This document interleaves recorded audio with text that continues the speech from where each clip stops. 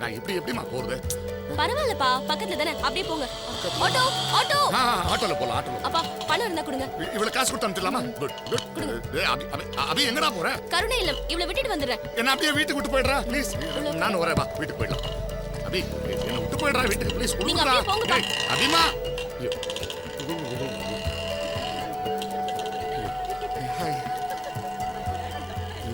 நல்ல வேளை அந்த பொண்ணுக்கு பாவாடை கிழியில.